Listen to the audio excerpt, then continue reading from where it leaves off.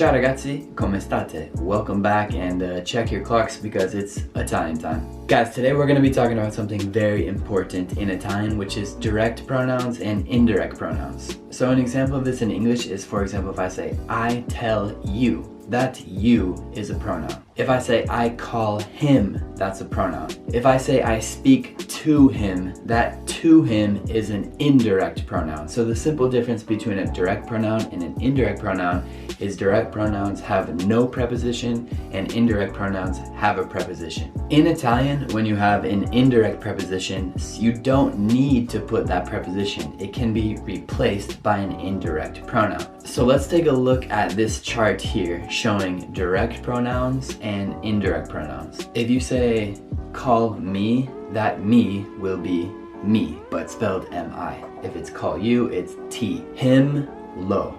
Her, la. Him, plural, so like them, li. Or if it's all girls, it's le. So if it's us, it's chi, and if it's you, plural, it's vi. On the indirect side, it's almost all the same except for when we get to the third person examples. Third person, so them, to them, it's actually li. Even if it's singular, to him, it's li, same word. And if it's to her, it's le.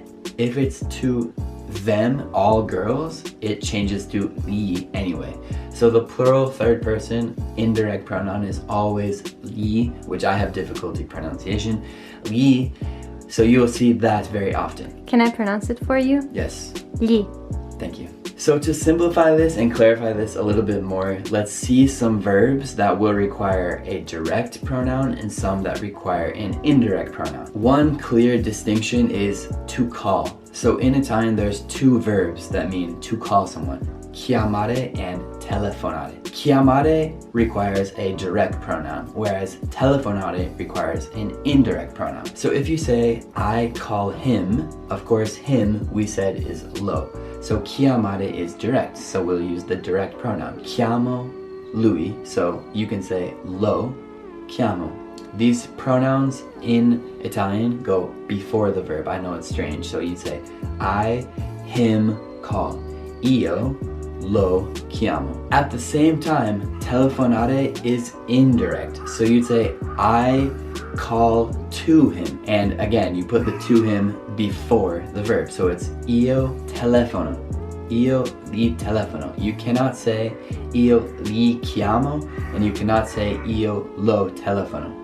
You have to keep the direct with the direct and the indirect with the indirect. So let's think of other examples of direct. For example, to see, that will require a direct pronoun. So I see you, ti vedo. I see them, li vedo, if there's also a man.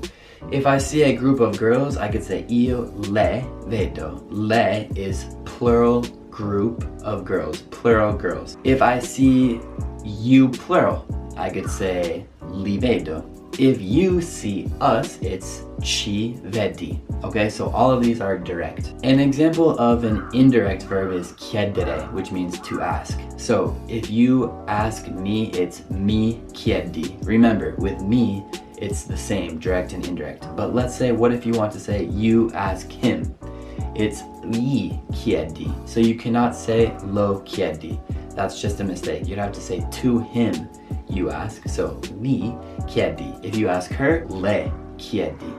So let's just cover a quick list of direct and indirect verbs. Direct, vedere, to see. Chiamare, to call.